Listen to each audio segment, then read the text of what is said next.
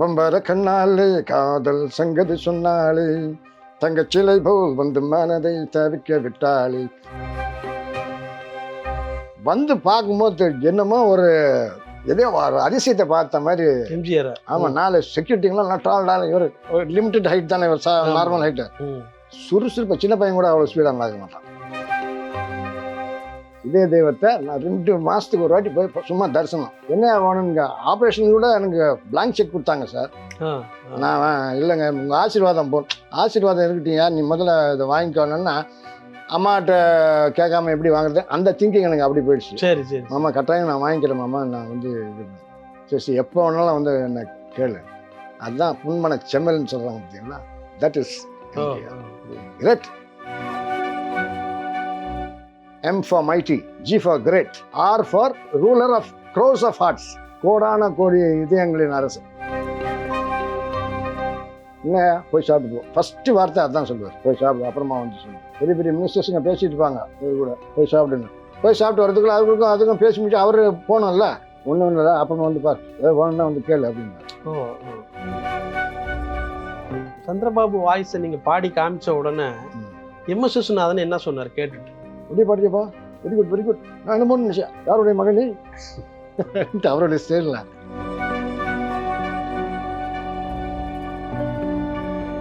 இப்போது புதிய அறிமுகம் ஆச்சி ஹோட்டல் சாம்பார் 50 கிராம் ரூபாய் 20 மட்டுமே. சிவாஜி அவர்களுக்கும் அப்பாவுக்குமான அந்த நட்பு தொடர்பு ஏன்னா கிட்டத்தட்ட சிவாஜிக்கு இணையாக நடிப்புல வந்து ஸ்கோர் பண்ணவர டிஎஸ் பாலையா அவர்கள். அவருடைய ரசிகர்களும் அப்படித்தான் பார்த்தாங்க. இவங்களுடைய ஃப்ரெண்ட்ஷிப் எப்படி இருந்தது? ஃப்ரெண்ட்ஷிப்ன்றதை விட ஒரு அண்ணன் தம்பிங்க. நம்ம கொஞ்ச நேரத்துக்கு முன்னாடி சொல்ல சிவாஜி சித்தப்பா அப்படின்னு. ஆமா ஆமா ஆமா. அந்த கண்ணோட்டத்தில் தான் நாங்கள் பார்த்தோம். அவரை ஒரு பெரிய நடிகர் தான், சினிமாலாம் பார்த்து நாங்கள் ரசிச்சிருக்கோம். வீட்டுக்கு வரும்போது எங்கள் அப்பாவுக்கு கூட பிறந்த தம்பி மாரி. என்னன்னா எப்படி இருக்கீங்கன்னா இது இப்படி பண்ணீங்களா, அது இப்படி அவங்களுக்குள்ள அவங்க பெரியவங்க பேசிக்கும் போது நாங்கள் வீட்டுக்கு வந்திருக்காங்க. வீட்டுக்கு வராரு. ஏதாவது முக்கியமான மேட்டர்னா அப்பாவும் அவரை போய் பார்ப்பாரு. அது என்னன்னா பெரியவங்க பேசும்போது எங்கள் வீட்டில் அம்மா என்ன சொல்லுவாங்கன்னா, வாங்க பெரியவங்க பேசுகிற இடத்துல உங்களுக்கு என்ன வேலை, அப்புறம் அப்பா கிட்ட அடி வாங்கணுமா அப்படின்னு பேசுவோம், போய் படிக்கண்டான்னுவாங்க. அந்த ஒரு கண்ணோட்டத்தில் 2 பேரும் ரொம்ப க்ளோஸாக நாங்கள் பார்த்துருக்கோம். அப்பா ஆரம்பத்தில் இது பண்ணல, பெரிய பெருந்தலைவர் காமராஜர் ஐயா இருக்குது பார்த்தீங்களா, ஆமாம், அவரை கூட வந்து அப்பா மேலே இருக்கிற ஒரு அபிமானத்தில் எங்கள் வீட்டுக்கே வந்து எங்களை பார்த்தாரு. அப்போ நாங்கள் எந்த சமயத்தில் சார் தான் நாங்களாம் ஸ்கூலில் படிச்சுட்டு இருந்தாங்க சார், 67. நாங்களாம் சின்ன பசங்க. அவர் வராருன்னொன்னா ஹாஃப் டே ஸ்கூலில் இவங்க வீட்டிலேருந்து ஃபோன் பண்ணி சொல்லி பிரின்ஸிபல்கிட்ட பர்மிஷன் வாங்கிட்டு மத்தியானத்துக்கு மேலே நாங்கள் ஹாஃப் டேயில் இருந்து வீட்டுக்கு போயிட்டோம். எதுக்கு திடீர்னு நீங்கள் கிளம்புறீங்க, ரகுவும் கணேஷும் கிளம்புறாங்கன்னு ஃப்ரெண்ட்ஸுங்கெல்லாம் இல்லை கூப்பிட்றாங்க. ஆனால் நாங்கள் என்ன நினச்சிக்கிட்டோம், சரி நம்ம ஏதாவது கலாட்டா பண்ணிடுவோம், இன்னைக்கு இருக்குது நமக்கு, அதனால தான் இன்னைக்கு நமக்கு கச்சேரி இருக்குதுன்ற மாதிரி அந்த ஒரு இதில் பயத்துட்டு போய் இது பண்ணலாம். அப்புறம் அம்மா சொன்னாங்க, ஐயா வராருடா காமராஜர் ஐயா, அதிக பிரச்சனை தரமா பேசாமல் கொள்ளாமல் இது கலாட்டாலாம் பண்ணாமல் ரொம்ப நாங்கள் என்ன சொல்கிறோமோ அதை செய்யுங்க சொன்னாங்க. அவங்க அந்த காலத்து பெரியவங்களாச்சா. அப்போ காமராஜர் என்ன பொறுப்பில் இருந்தாங்க? Chief minister. அவர் வந்து பார்க்கும்போது என்ன பேசுறதுன்னு எங்களுக்கு தெரியல. எங்கள் வீட்டில் அம்மா என்ன சொன்னாங்கன்னா, காலை தொட்டு கும்பிட்டுட்டு நேராக சைலண்ட்டாக வந்துடுங்க. அங்கே வந்து எல்லாம் கூப்பிட்டாங்களான்னு சொல்லிட்டு அங்கங்கெல்லாம் அதிகமாக பேசிகிட்டு இருக்காங்க அப்படின்னு பின் ட்ராப் சைலன்ஸாக இருந்தோம். அவர் வந்தோடனே வணக்கம் சொன்னோடனே காலை தொட்டு கும்பிட்டுட்டு எல்லாரும் அப்படி தட்டி கொடுத்தாரு. அந்த ஒரு பாக்கியம் கிடச்சிதுங்க. காமராஜரும் உங்களுக்கு தட்டி கொடுத்துருக்காரு. ஆமாம், என்ன மொத்தம் எல்லாம் அப்படியா, நல்லா படிக்கணும். அதெல்லாம் இன்னாருடைய மகன். அப்புறம் அங்கே வீட்டில் அது எனக்கு ஒரு பெரிய கொடுப்பேன். ஆமாம், அவங்க என்னமோ பேசிகிட்டு இருந்தாங்க. ஆனால் அப்பா வந்து அப்போ காங்கிரஸ், அந்த காமராஜர் ஐயானால அப்போ காங்கிரஸ் தான் இருந்தார். ஆனால் மீட்டிங் பேசுறது அந்த மாதிரி கிடையாது. காங்கிரஸ் கட்சியில் ஒரு அபிமானியா கதர் சட்டை அதிகமாக போடுவார் அந்த மாதிரி. ஸோ அவர் மேலே காமராஜர் ஐயா மேலே ஒரு பக்தி அவங்க அப்பாவுக்கு. சாதாரணமாக கூப்பிட்டேன், நீங்கள் வந்து எங்கள் பிள்ளைங்கள்லாம் ஆசீர்வாதம் பண்ணணுன்னா அவர் வராரா இல்லையான்ற நினைப்பில் அவர் கூப்பிட்டுருக்காரு, அப்பா கூப்பிட்டுருக்காரு. ஆனால் அவர் வந்து அப்பா மேலே ஒரு இருக்கிற அன்பில் நான் வரேங்க பாலையா வீட்டுக்கு. அப்புறம் தான் திடீர்னு ஃபிக்ஸ் பண்ணோன்னு ஜஸ்ட் ஒரு ½ அன் ஹவர் கூட இருக்காது. வந்து இது ஏதாவது குடிக்கிறீங்களான்னு மாதிரிலாம் கேட்கும்போது என்னமோ 2 பேரும் பேசிகிட்டு இருந்தாங்க. ஃபஸ்ட்டு இதுதான் எங்கள் குடும்பம், எல்லோரும் பசங்கன்னொன்னே எல்லாரும் வந்து பட்டு அப்படியே மரியாதையாக காலில் விழுந்து ஆசீர்வாதம் வாங்கணும். அது இன்னும் நான் பெரிய பாக்கியமாக கருத்துறேன். அதுக்கப்புறம் எல்லாம் முடிஞ்ச அப்புறம் புரட்சி தலைவருடைய வெறியன் இருந்தான்னு சொன்னேன் பார்த்தீங்களா, ஜிஹெச்ல ட்ரீட்மெண்ட்டுக்கு போகும்போது அங்கே வந்து எனக்கு லெஃப்ட் ஹேண்டு கொஞ்சம் ஆப்ரேஷன் நடந்தது. சரி, அந்த டைமில் ராமன் பிள்ளைன்னு சொல்லிட்டு ஒரு பெரிய அங்கே deputy director of medical education, அவர் வந்து எங்கள் ஃபேமிலி ஃப்ரெண்டு.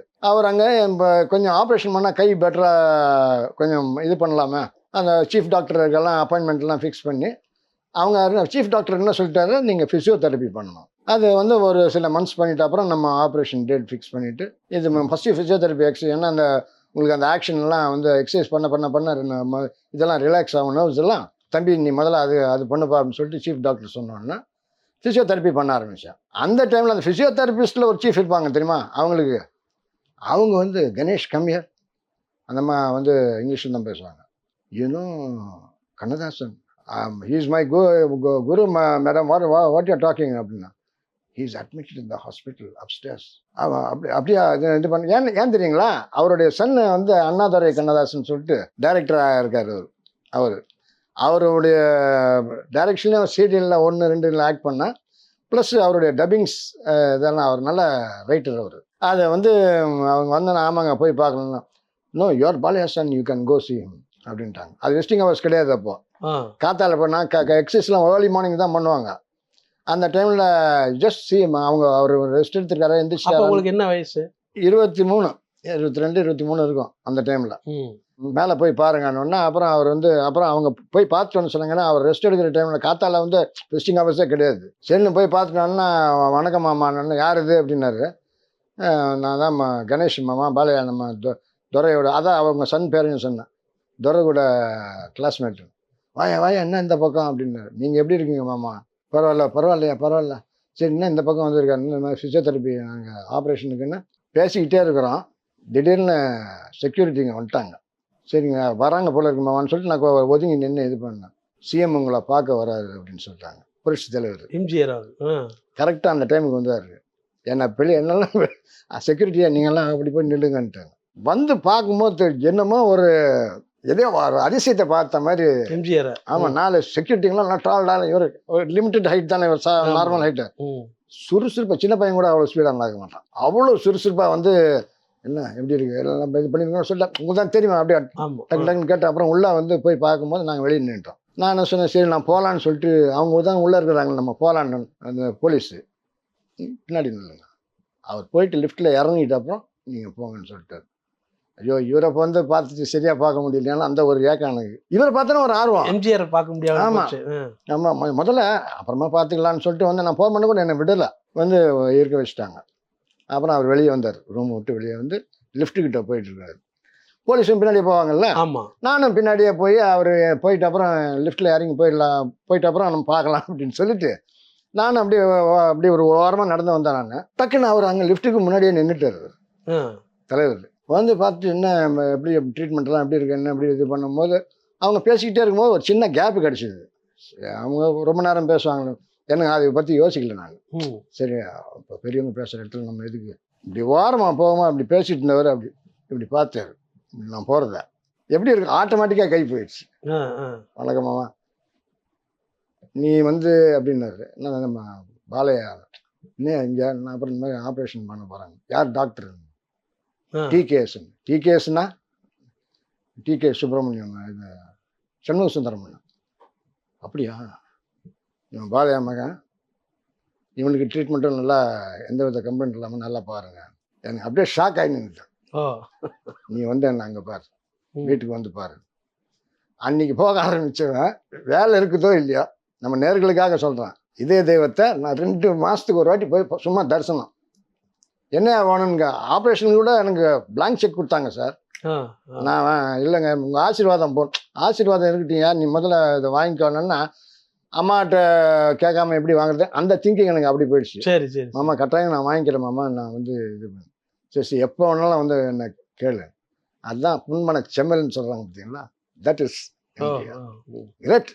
அந்த மாதிரி கிரேட் வேறு யாருமே கிடையாது, நீங்கள் பார்க்கவே முடியாது. என்னை பொறுத்த வரைக்கும் நான் வந்து அந்த வார்த்தையை சொல்லிக்கிட்டே இருப்பேன். என் ஸ்டேஜில் கூட ஒரு வாட்டி எம்ஜிஆர்னா என்னங்க அப்படின்னாங்க. எம்ஜி ராமச்சந்திரன் எல்லாம் சொன்னாங்க.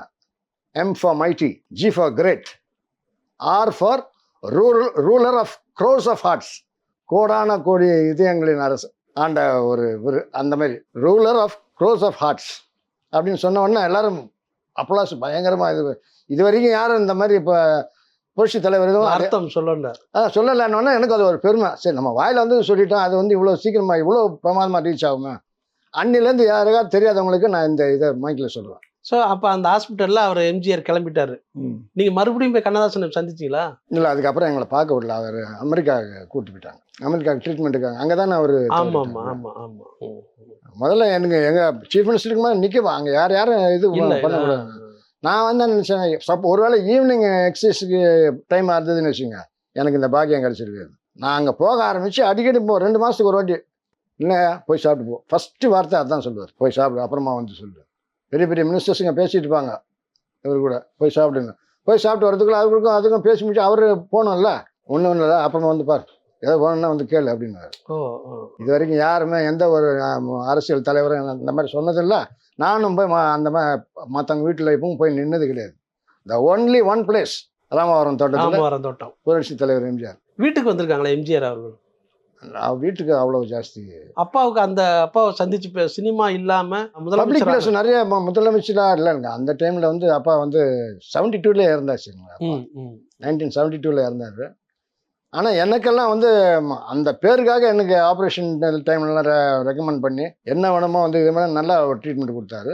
அதே மாதிரி கட்சியில் வந்து ப்ரோக்ராம்ஸ் நடக்கும் பார்த்தீங்களா, அதில் அவருடைய சாங்ஸ் மத்தனை பாடக்கூடிய ஒரு வாய்ப்பு ஒன்று வரும்.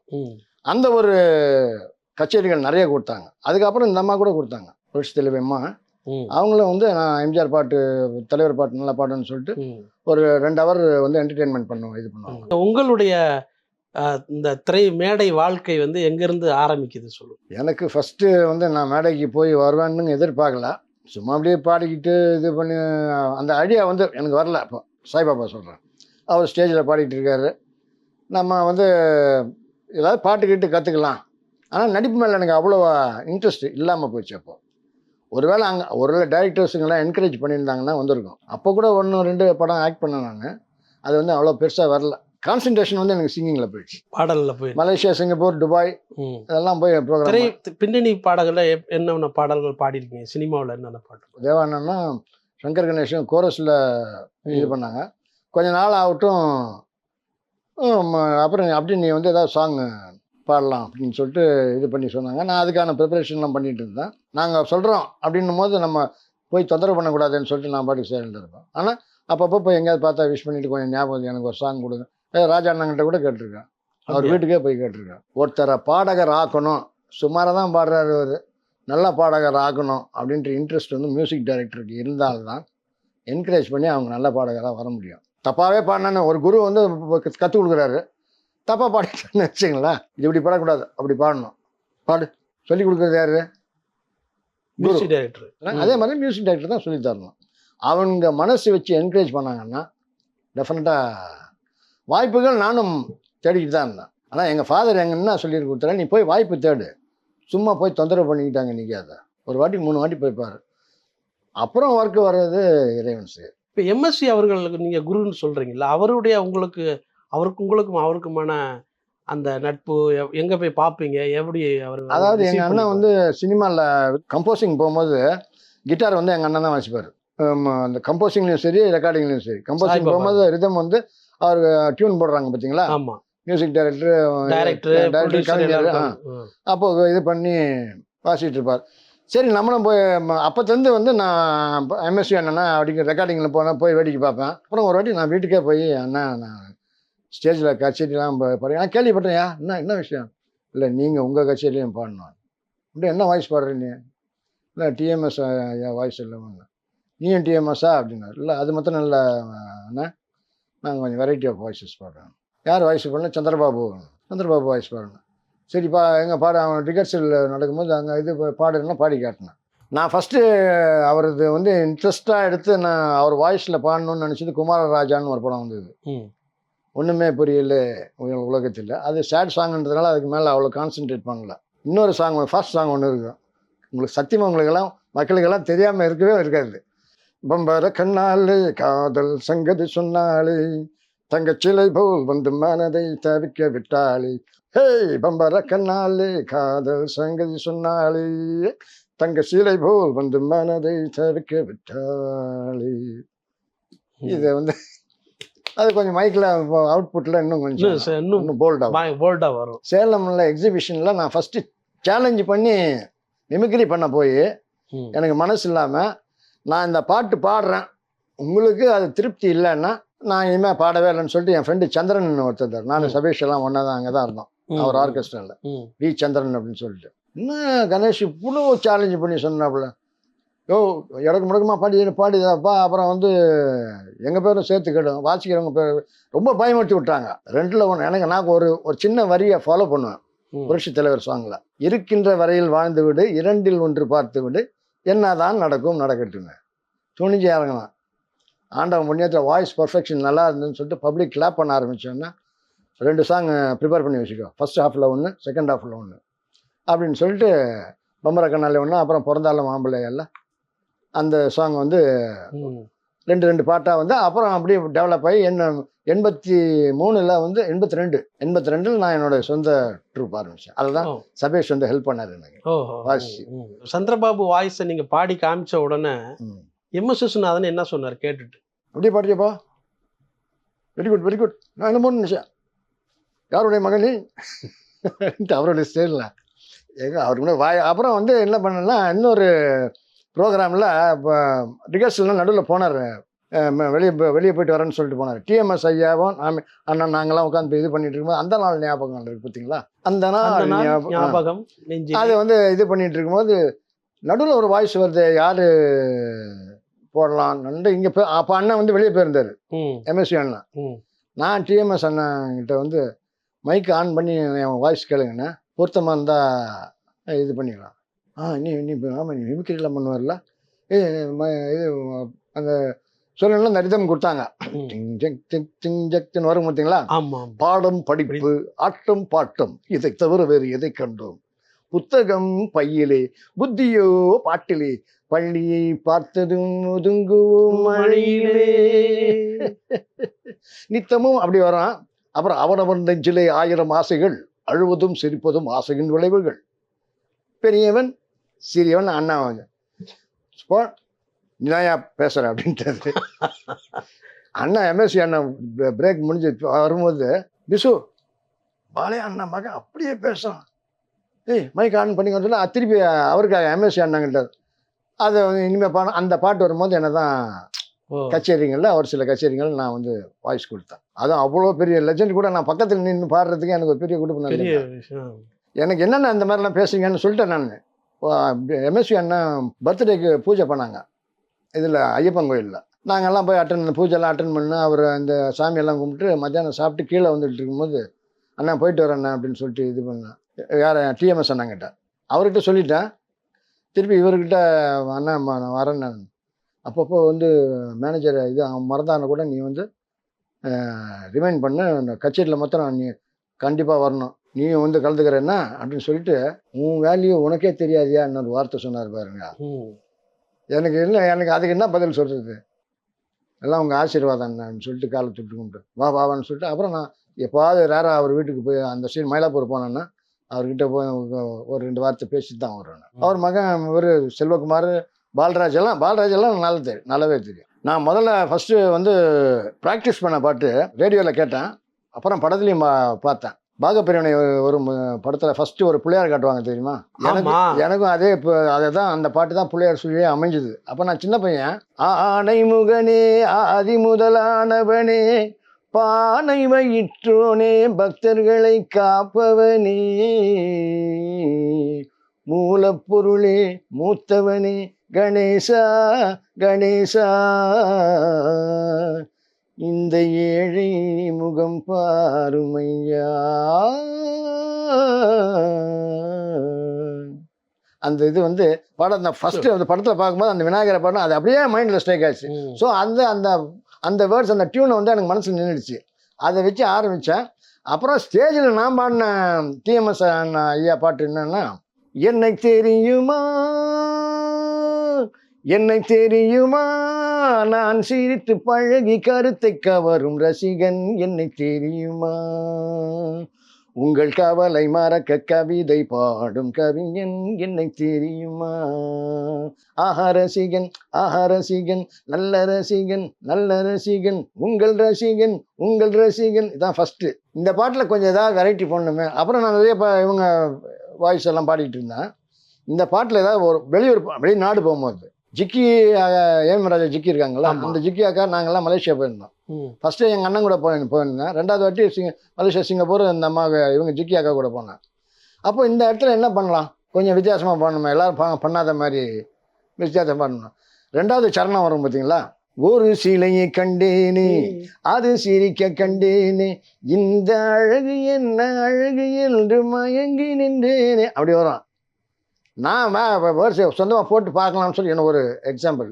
சரி வேறு ஏதாவது எப்படி வந்தாலும் வரட்டும்னு சொல்லிட்டு, நான் சிங்கப்பூர் சென்றேனே அங்குள்ள ரசிகர் கண்டேனே, அவர்கள் அன்பான உள்ளங்கள் கண்டு வியந்து நின்றேனே, வானிலே ஒரு நிலா நேரிலே இரு நிலா நட்பின் அமுதை பொழியலாம், அங்கு ரசிகர் எல்லோரும் பழக நான் மெழுகை போல முருக, தங்கள் மனதில் இருக்கும் அன்பை பொழிந்து எனக்கு தந்தாரே, கொடுத்ததை நினைக்கலாம் இன்பமாய் வாழலாம். அப்படி முடிச்சேன்.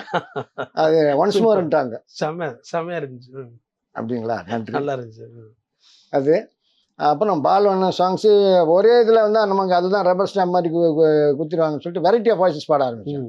ஹிந்தியில் நான் மறக்க எல்லா பேட்டியிலும் நான் சொல்லுவேன், கேட்டவர்கள் மீண்டும் கேட்க, கேட்காதவர்கள் கேட்க சொல்கிறேன். கிஷோர் குமார் எனக்கு ஹிந்தியில் அவர் தாங்க குரு. அவர் முகமது ரஃபி ஒரு மேதை. அப்போல்லாம் நான் எனக்கு அந்த ஏஜ் வரல, இது பண்ணி வரல, அந்த வாய்ஸ் மெச்சூரிட்டி அப்போ வரல. லைட் மியூசிக் வந்த அப்புறம் கிஷோர் குமார் சாங், கிஷோர் குமார் எனக்கு ரொம்ப குணம். அவரை வச்சு தான் நான் ஹிந்தி சாங்ஸ் பாட ஆரம்பித்தேன். எனக்கு ஹிந்தி பேச தெரியாதுங்க. எப்படி பாடுறீங்க, இப்போ பேச தெரியாமல் இருக்குது, ஹிந்தி பேச தெரியலன்னு எப்படி பாட முடியுன்றீங்க. ரெக்கார்டில் என்ன இருக்கோ ரீப்ரசன்டேஷன் தான் லைட் மியூசிக். அதை ஸ்டேஜில் பண்ணும்போது ரெக்கார்டில் எப்படி இருக்கோ அதே மாதிரி பாடணும். ஸோ அவருடைய வாய்ஸை நான் ப்ராக்டிஸ் பண்ணேன். அதில் ரொம்ப மக்களை சீக்கிரமாக ரீச் ஆனது சல்தே சல்தே मेरे ये गीत याद रखना, कभी अलविदा ना कहना, कभी अलविदा ना कहना, रोते हंसते बस यूं ही तुम गुनगुनाते रहना, कभी अलविदा ना कहना, कभी अलविदा ना कहना. இது கிஷோர் ஐயா வாய்ஸ். இது நிறைய இது பண்ணி நிறைய ஸ்டேஜ்லாம் பாடினேன். அபுதாபியில் டெய்லி ஃபினிஷிங் சாங் நான் இதுதான் பாடுவேன். 90 days கான்ட்ராக்டுக்கு பண்ணேன் அபுதாபிக்கு. இந்த ஃபஸ்ட்டு டைம் துபாய் ஒரு 30 days தான் போனேன். ரெண்டாவது வாட்டி 90 days அபுதாபி பண்ணேன். ஃபஸ்ட்டு டைம் விட செகண்டில் கிஷோர் குமார் ஃபேன்ஸ் அதிகமாக அங்கே வந்ததுனால அதிகமாக நான் கிஷோர் குமார் ப்ளஸ் வாய்ஸ் மாற்றி பாடுறதுன்னா டிஎம்எஸ் அங்கே இருக்க தமிழர்கள் இருக்காங்களா அவங்களுக்காக தமிழ் பாட்டு ப்ளஸ் ஹிந்தி சாங் பாடினோன்னா எனக்கு அங்கே ஒரு டைட்டில் கொடுத்தாங்க, வாய்ஸ் ஆஃப் கிஷோர் குமார். அப்படியே டிப்பிக்கலாக பாடுறீங்க sir, we are very happy about it, நீங்கள் திருப்பி எங்களுக்காக வரணும். ஒரு நாட்டு அந்த லாஸ்ட் ஷோவில் நான் பாடும்போது ஒருத்தர் ஒரு ரசிகரை நோட் பண்ணேன். அவர் அப்படியே ஒரு மாதிரி ரெஸ்ட்லெஸ்ஸாக இருந்தார். Sir please come here, what's the matter, today is the last show, you are going tomorrow, நான் கேள்விப்பட்டேன், நீங்கள் பாடினதுக்கான அர்த்தம் தெரியுமா அப்படின்னு. Excuse me sir, I can't speak Hindi, I can't understand it. Then எப்படி கரெக்டாக அதே மாதிரி அந்த ஆக்சென்ட்டோட பாடுறேன். பை குருஜிஸ் கிஷோர் குமார் அவர் ஆசீர்வாதத்தில் ஐ ஜஸ்ட் சாங் சார். அந்த பாட்டுடைய அர்த்தம் அவர் ஒரு அவுட்லைனாக சொன்னார். சல்தே சல்தே, போயிட்டே இருக்கிறேன், நான் எங்கே போனாலும் என்னுடைய பாட்டு உங்கள் நினைவில் இருக்கும், இதுதான் அர்த்தம்னு சொல்லிட்டு அவர் ஒரு மாதிரி கண்ணை கசங்கினார். சரி, இந்த அளவுக்கு நான் பாடுவேன்னு நானே எதிர்பார்க்கல. எதெல்லாம் கடவுள், நம்ம கும்பிடுற கடவுள் தாங்க, நம்ம முயற்சி செய்யலாங்க, முடிச்சு கொடுக்குறதாங்க தாங்க. சரி, இப்போ நீங்கள் பாடல்கள் ஓகே, பலகுரல் இதுலேயும் நீங்கள் பெரிய உங்களுக்கு பெரிய அடையாளம் இருக்குது சினிமா இண்டஸ்ட்ரியில். நான் கேள்விப்பட்ட போது நீங்கள் அண்ணன் சாய்பாபா அவர்கள் ஒரு பக்கம்